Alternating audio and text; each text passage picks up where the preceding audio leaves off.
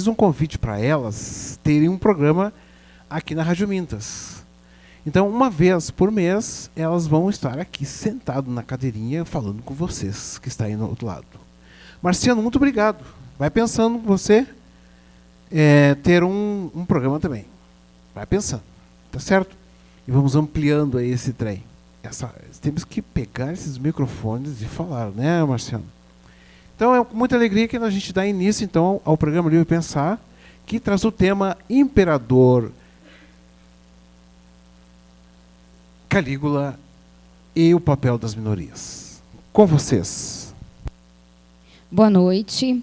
Primeiramente, quero agradecer a você, professor Paulo, ao Colégio Amintas, mais uma vez pela oportunidade da gente estar aqui, de falar. E, assim, inicialmente eu queria deixar uma mensagem, né? Cada vez que uma feminista tem a oportunidade de falar, de ter acesso aos veículos da mídia, é minimamente uma homenagem que a gente tenta fazer, uma menção às mulheres vítimas da violência, né? Por Elisa Samúdio, que foi morta a mando do goleiro Bruno, pela Tainá, de Colombo, que ainda não foi resolvido o caso dela, pela menina Raquel, que foi encontrada na mala na rodoviária, pela Cláudia, do Rio de Janeiro, que foi arrastada e morta. Por todas as mulheres anônimas vítimas da violência, nós devemos gritar basta, deixem as mulheres em paz. As belas, as recatadas, as do lar, as do bar, as da rua, as da luta. Bem, boa noite. Eu também gostaria de agradecer pelo convite e pelo outro convite também da gente manter um programa mensal aqui. É uma grande honra. E, bem, vamos direto ao ponto, então. O nosso tema de hoje primeiramente, é o Imperador Calígula. E por que Imperador Calígula? Quem era o Imperador Calígula? Ele era um imperador romano da dinastia Júlio. Ele era um dos descendentes de Júlio César. A sua mãe era neta de Júlio César. E ele foi... Os historiadores clássicos, eles contribuíram com anotações, com livros, dados sobre o próprio imperador. E qual que era esses dados que passaram para ele? Que passaram, né, de acordo com o tempo. Era de que o imperador Calígula, ele era um ser humano ele era incestuoso, ele era uma pessoa, um libertino, ele era cruel, ele era sanguinário, do tipo... tem relatos de um determinado historiador clássico que mencionava que os criminosos eram atirados aos animais com todos a família do criminoso assistindo. E, bem... Com o tempo, a gente sabe que não dá para levar totalmente esses dados, esses registros, totalmente a sério. Porque, assim, com o desenvolvimento da historiografia, o trabalho que nós historiadores temos com a fonte primária se tornou mais delicado. Então, mas aqui não cabe a nós, hoje, o nosso objetivo não é trabalhar quem era o imperador Calígula, se ele era um tirano ou não, qual era a representação dele a partir dos historiadores clássicos, a partir dos historiadores contemporâneos. Nós hoje vamos trabalhar com a representação do imperador Calígula, o que significa isso, e fazer uma ligação com a nossa conjuntura atual política. Quando a gente fala, né, de um tirano, fica muito coerente nós relacionarmos com o atual momento político que nós estamos vendo no país. Primeiramente, nós somos vítimas de um golpe, né, e não tem outro nome, e eu não preciso ser petista para defender o governo Dilma. Eu não preciso ser petista para defender que o que aconteceu com ela foi, sim, um golpe machista, e um golpe de um determinado grupo político que não aceitou perder nas eleições e usaram esse Calígula contemporâneo para o que a gente chama de idiota útil, né? Ele foi o idiota útil que usado pela direita, pelo PSDB, sim, para golpear a presidenta Dilma. Então, assim, quando uma das primeiras ações desse governo golpista, desse governo que a gente não aceita, desse governo que a gente não reconhece como nosso, mesmo porque os nossos 54 milhões de votos eles foram simplesmente desconsiderados, né? Então, assim, se fala de corrupção, se fala de todos esses escândalos políticos que foram aparecendo durante o governo do PT nesses 12 anos. Porém, nunca na história desse país se veio à tona, né, tanta corrupção, saiu debaixo do tapete as corrupções. Fernando Henrique, por quantos anos foi corrupto? Fernando Henrique vendeu metade do Brasil. Então, assim, e tudo ficou por baixo dos panos. Então, no governo do PT, a gente tem que reconhecer, sim, que a sujeira começou a aparecer.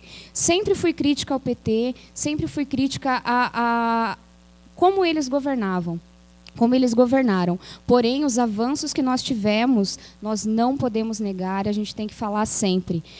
E criticar, sim, o governo Temer. O que ele fez foi... ele retrocedeu o Brasil em milhões de séculos. Primeiro que quando você acaba com o Ministério da Cultura, né, você nega todo um processo histórico que foi construído.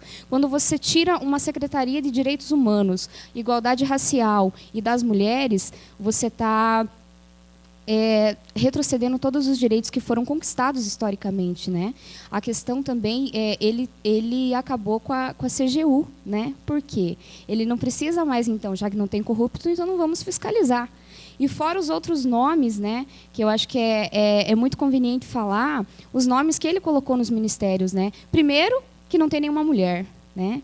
Então, começa por aí. E um dos ministros dele, que é o braço direito e esquerdo dele, falou que que bom que agora não tem mulher, porque agora as reuniões vão acabar mais rápido, porque elas falam demais. Então, esse foi o Romero Jucá, o cara que hoje saiu em todo o noticiário mundial, falando que, há uns 3 meses atrás, já relatando que eles tinham que acabar com a Lava Jato para retomar o Brasil.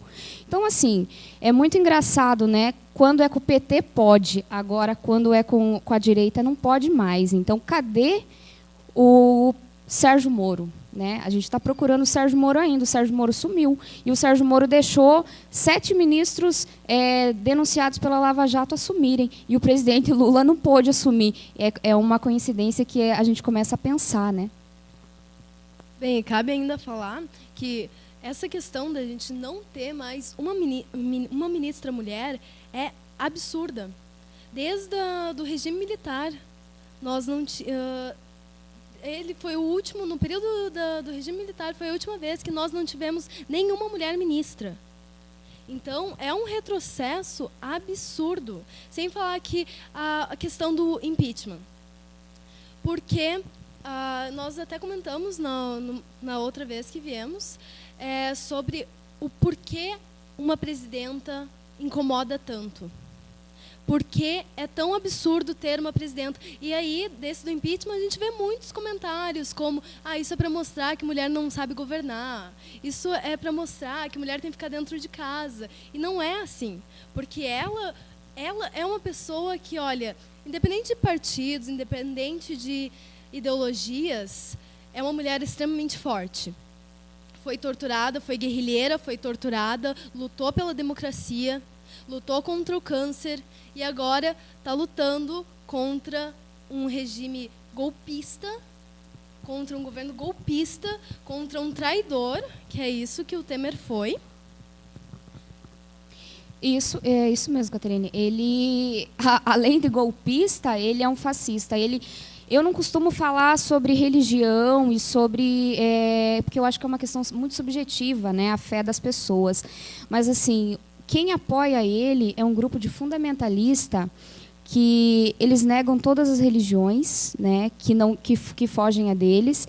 E a prova foi todo aqueles caras, a vergonha nacional daquele dia lá, que a Globo parou, que todos os veículos de imprensa pararam para transmitir o golpe, né?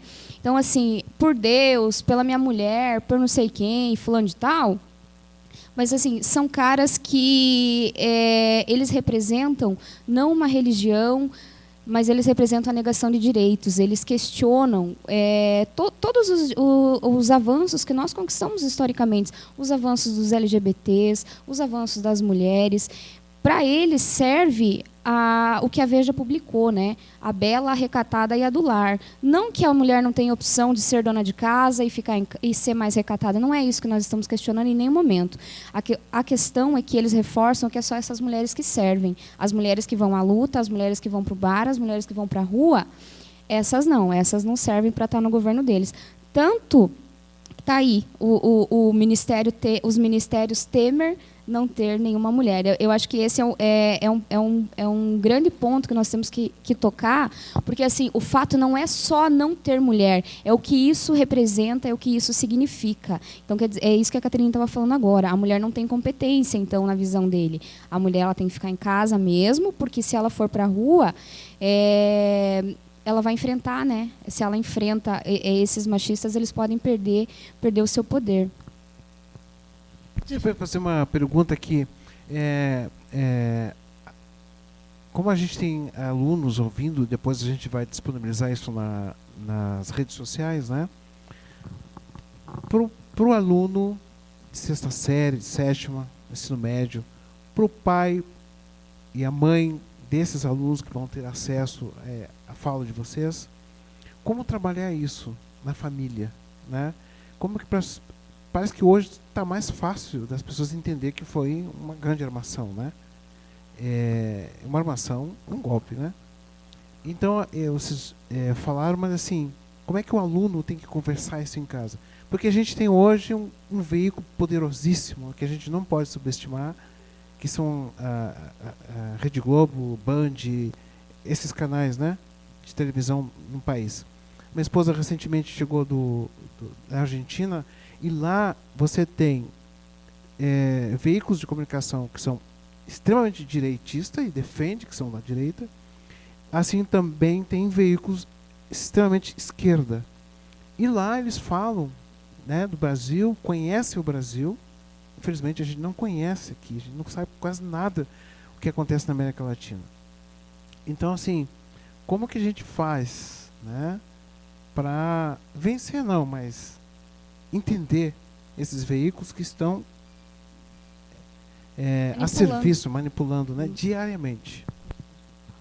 Bem, primeiramente, nós temos que ver que, por exemplo, esses grandes veículos de comunicação, eles servem a um propósito. E que propósito é esses? Eles são financiados por empreiteiras, por bancos. Então, eles têm um interesse por trás. Por exemplo, o nosso querido ministro da Saúde é financiado por planos de saúde. Então, por que será que, alguns dias atrás, fez uma afirmação querendo diminuir o SUS?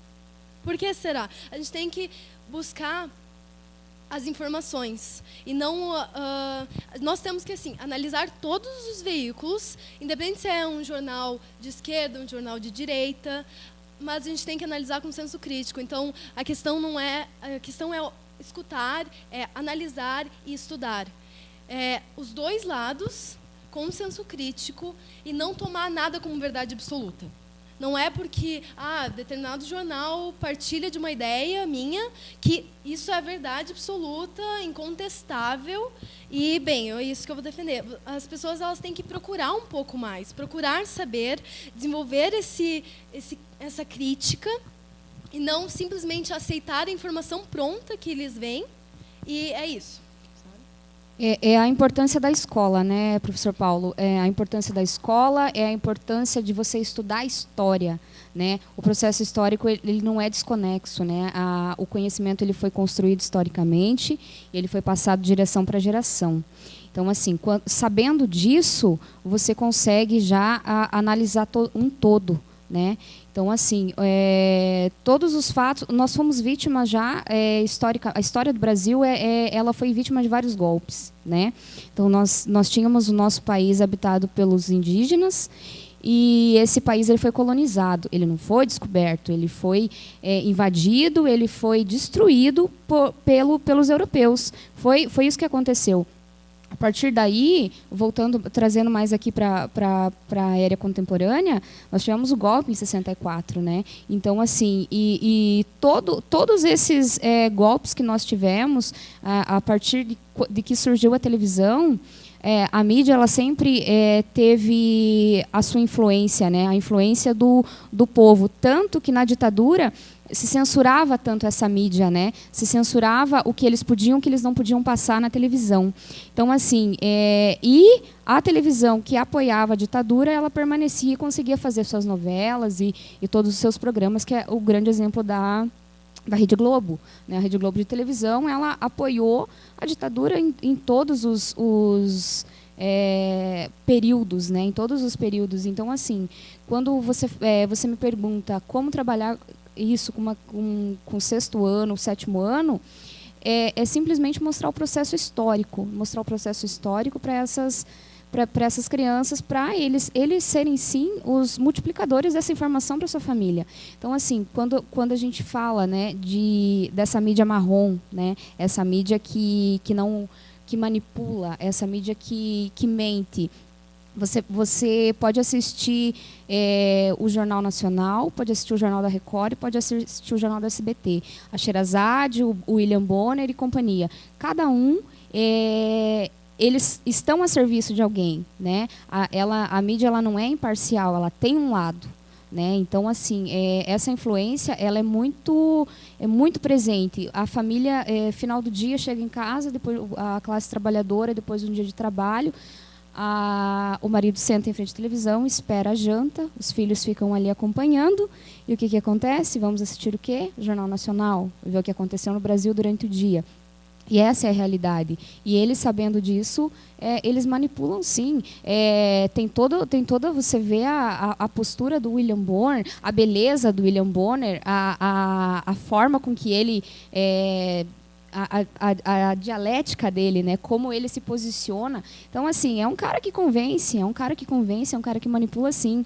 O Brizola, eu não lembro quando ele falou, mas eu sempre trago isso para a minha vida. Tudo que a Globo apoiar, nós temos que ser oposição. Então, ele falou isso uma determinada época. E é bem realidade, porque a Globo ela tirou vários presidentes. A Globo ela tirou e ela colocou quem ela quis. Ela sempre está a serviço. O que eram na época que estava bem alta a questão do impeachment? 1h30 de Jornal Nacional só metendo pau no Lula. E foi isso que aconteceu. E o Collor também foi assim. Então, assim, se eles acendem uma pólvora na população, que a população ela não para analisar o processo histórico. As aulas de história, elas são fundamentais para a nossa formação. As aulas de sociologia, as aulas de filosofia, todas, na verdade, né? Mas a questão da história não tem como fugir, né? São fatos. Eu tenho uma professora aqui na escola, Jusilene, ela me fez uma vez uma provocação, eu disse assim, aonde foi que nós erramos enquanto escola, né? Nós temos aqui no Paraná mais de 2.100 escolas e você não vê nenhuma movimentação dos estudantes. Falei isso na turma do 3º A aqui do Colégio Amintas e também Lotilha. Você não tem movimentação, indignação nem a favor nem contra dos alunos, né? E a Jusilene fazia essa indagação, aonde foi que nós erramos? Como é que você mantém uma estrutura manhã, tarde e noite e que esses alunos que estão aqui escutando, que leem história, que diz que a escola forma cidadão crítico, né? E aí o que você vê é um silêncio ensurdecedor, né? Não tem reação nenhuma. Eu volto a frisar, nem a favor, nem contra. É um silêncio. Assim, qual é o papel da escola e aonde foi que a escola errou e o que fazer para reverter isso, se isso é possível?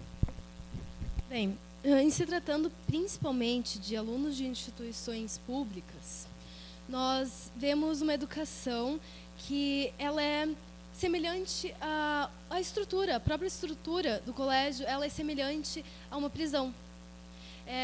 portas com o panóptico, que é aquela janelinha, grades. Panóptico, ele é um modo de controle.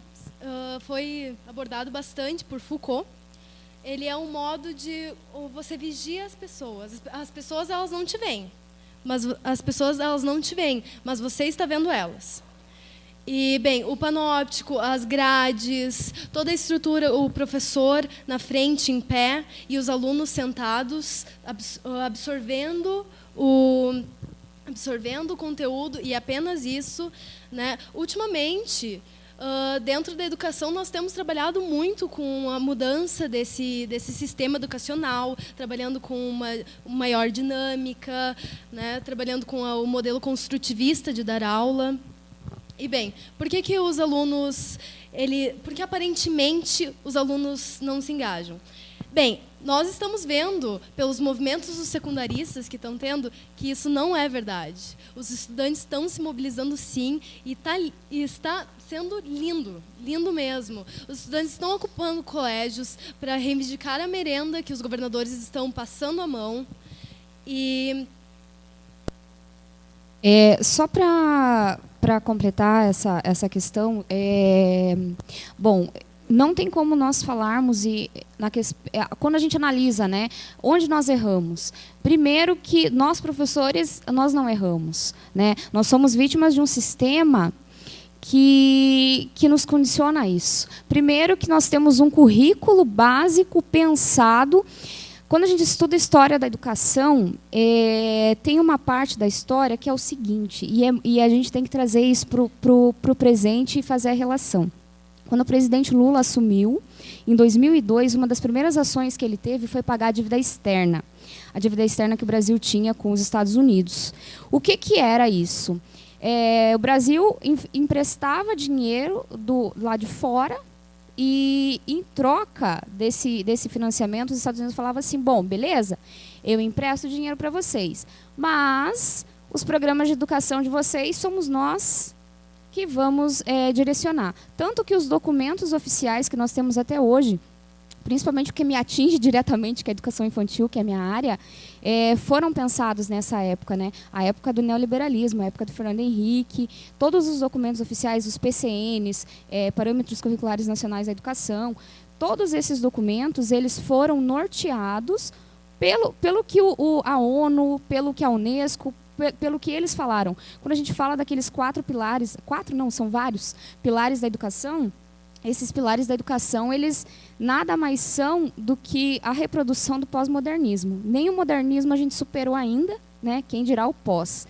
Então, assim, eles não ensinam, né? Eles querem que o aluno reproduza, eles não fazem pensar, eles não fazem ser críticos. Então, assim, você tem todo um sistema, o professor tem todo um sistema que ele precisa seguir, porque ele tem aquele currículo básico a ser vencido e aquele aluno tem que ser capaz de, né?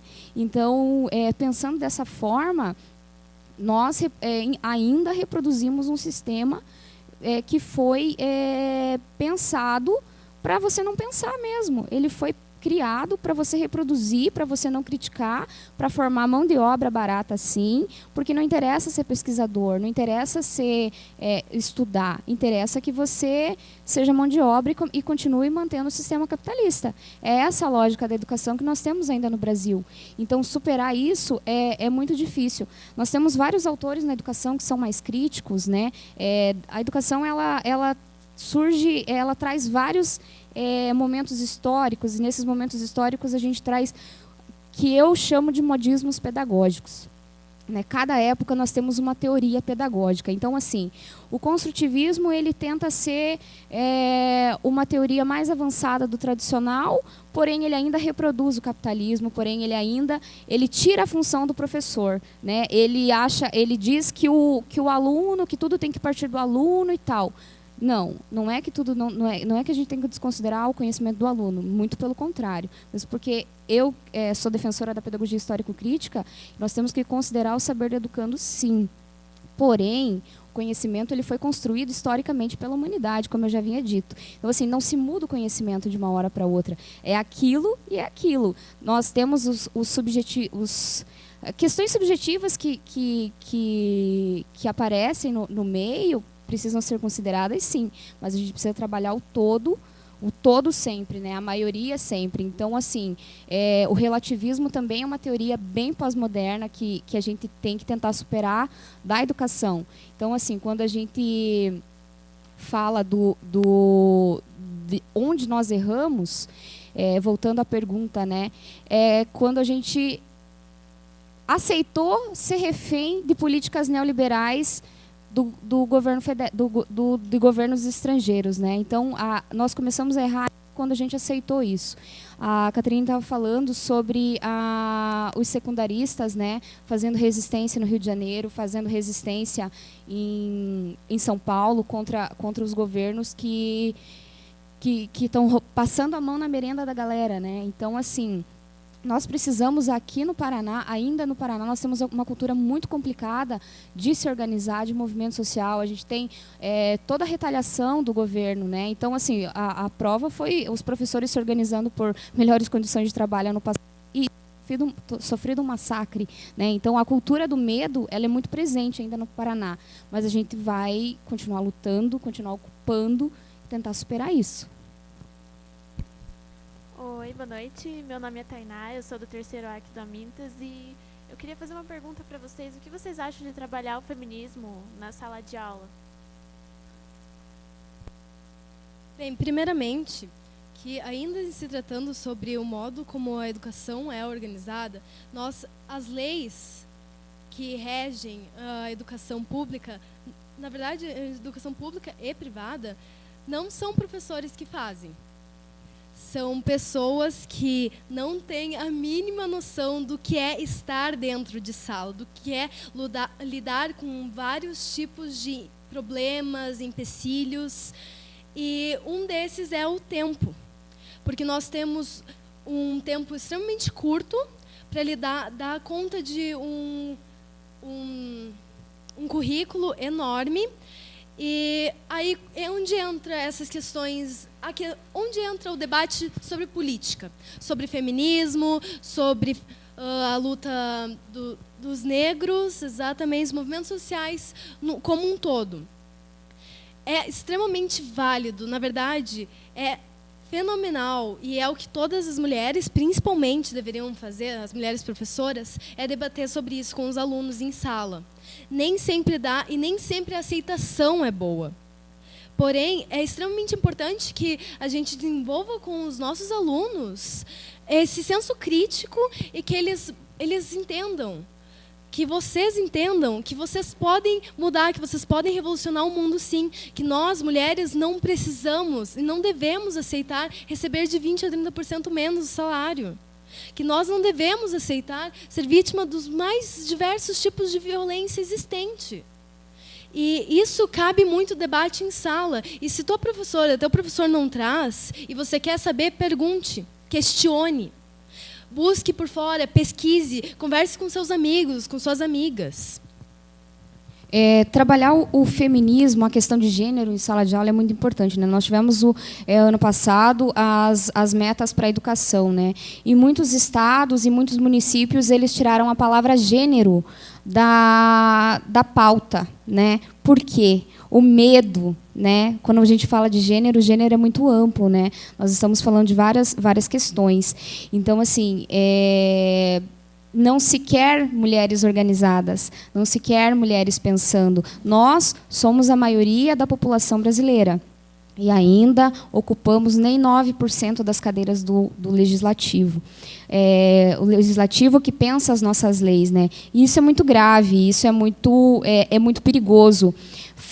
A importância do feminismo, a importância de falar, não só do feminismo, mas falar de movimentos sociais, no geral, é muito importante porque você está organizando a indignação de um povo. As pessoas têm que entender que elas são exploradas todos os dias, que nós somos da classe trabalhadora, e que essa classe é explorada, sim. É explorada no trabalho, é explorada por sua cor, é explorada por sua religião, é criminalizada em muitos momentos. Então, falar de feminismo, falar de religião, falar desses temas mais polêmicos, aborto, são determinados temas que nós precisamos falar sim, porque nós estamos falando de seres humanos, nós estamos falando do povo.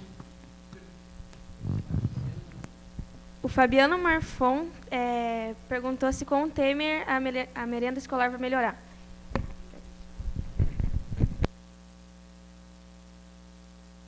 Bom, com o Temer, a gente até dá risada, né? Porque um cara que nega uma Secretaria de Direitos Humanos, um cara que nega a Secretaria de Igualdade Social, que nega uma Secretaria de Mulheres e que retira o Ministério da Cultura, ele não pode falar de merenda. Então, assim, a questão da merenda são ações dos governos estaduais, né, ou dos governos municipais. Então, assim, vem uma verba do governo federal para todos os estados e o estado administra conforme dá. O estado tem uma verba própria também para a educação, mas ela é complementada pelo governo federal, sim. Então, essa questão do Temer não vai melhorar, não se iluda, porque ele está dando provas de coisas tão importantes, o quanto ele nega olhar. A merenda para ele é secundária. Não interessa se o povo come, não interessa se o povo vai para a escola. Quando eu era mais nova, eu ia estava no ensino médio ainda, ensino fundamental, eu sempre escutava de professores e ouvi muitas colegas ainda, hoje que eu me tornei professora, ele só vem para a escola para comer. Sim, ele só vem para a escola para comer, porque ele faz parte de uma classe trabalhadora, ele faz parte de uma classe que nega até a comida para ele, né? Então, quando você fala de um presidente retirante, que veio lá do Nordeste, presidente Lula, semi-analfabeto, que mal sabe escrever o nome dele, que tem um curso técnico de torneiro mecânico, ele tira um país da dimensão continental, que é o Brasil, do mapa da fome, então, pera lá, você vê a importância que ele dá para o povo. Né? Agora você coloca você coloca não, porque a gente não colocou, né? A gente sofreu um golpe de um presidente chamado Michel Temer, que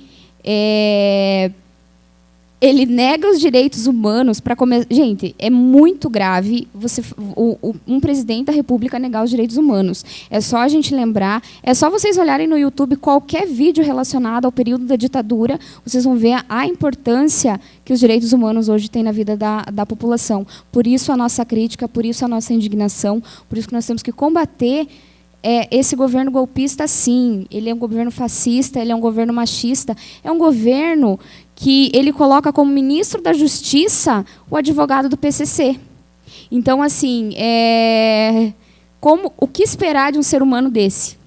A questão dos quilombolas, lembra que quando o Lula, em 2006, assumiu, reconheceu os quilombolas. Esse governo que entrou pela Porta dos Fundos, né, o programa Porta dos Fundos, né? Primeiro, o ato que ele fez foi desmembrar a questão dos quilombolas, da reforma agrária, para a questão da diversidade. Quer dizer, não vai mais se titular as terras dos quilombolas. E sempre lembrando que o tema da rádio desse ano é Brasil, mito da paz dominante. Tá? Se você quiser comentar. Bem, só finalizando, os dados nós podemos trazer na próxima vez. Bem, o que esperar, então, daqui para frente? Daqui para frente é só declínio.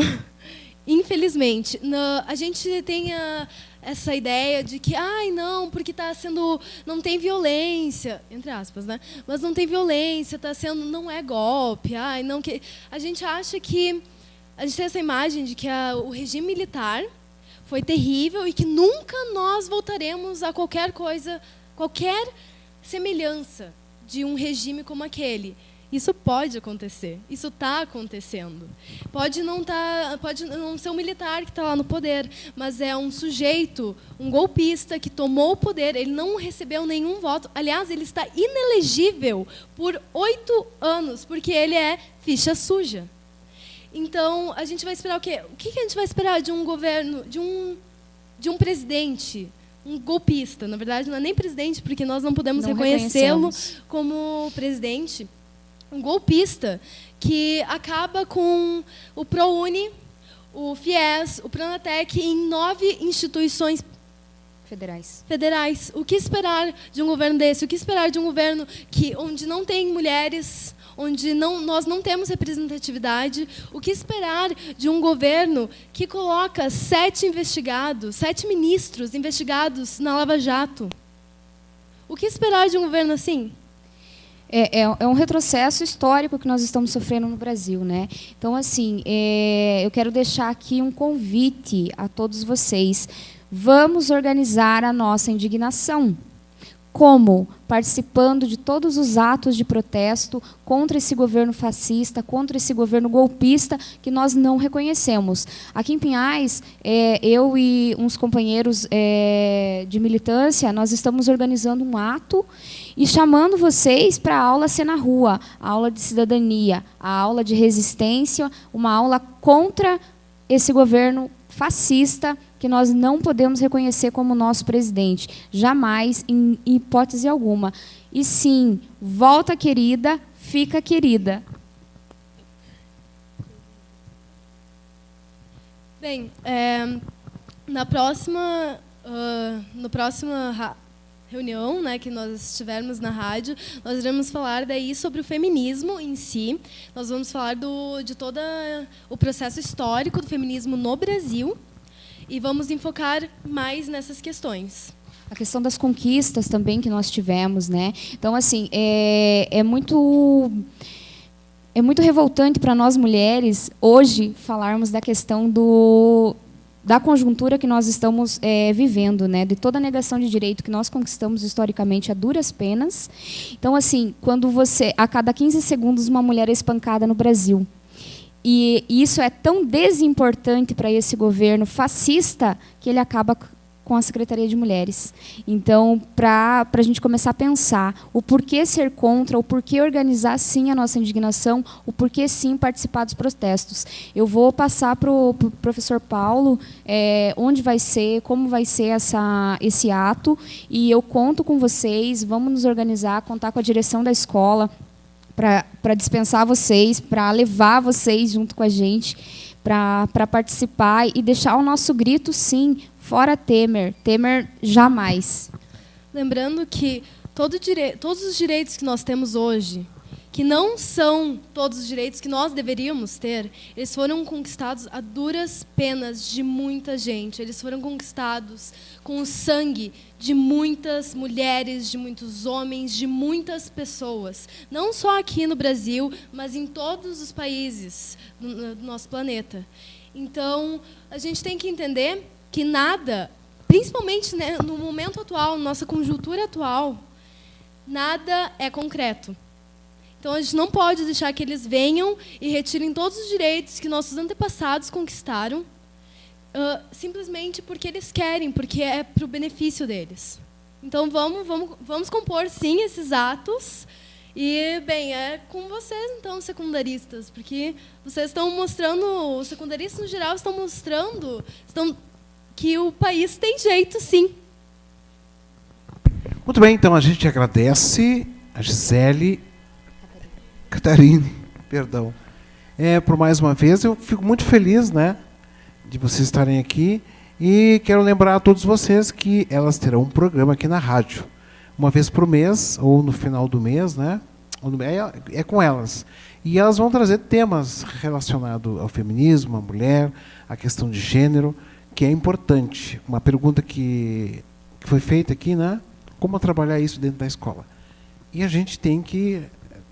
É o Papa 23, que quando assumiu o papado, ou mataram logo em seguida, ele usou uma metáfora. Eu vou abrir a janela do Vaticano para ser arejadas. Eu acho que isso a gente tem que fazer na escola, né? A gente está vivendo um momento de temor, de medo, né? Mas a gente tem que fazer isso. E os jovens que estão aqui acompanhando aqui a rádio, que estão ouvindo, tem que enfrentar isso, né? Tem que, como vocês dizem, tem que ir para a rua. A gente tem que oxigenar esse espaço da escola, que nós estamos dentro da sociedade, né? E a gente tem que discutir. política tem que ser discutida, sim. Nós somos atores políticos. Tudo que a gente faz é ato político.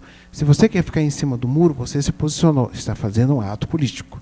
Então, é importante, sim, e enquanto estiver à frente desse veículo, a gente vai discutir política, sim. Temos que discutir. Abraço!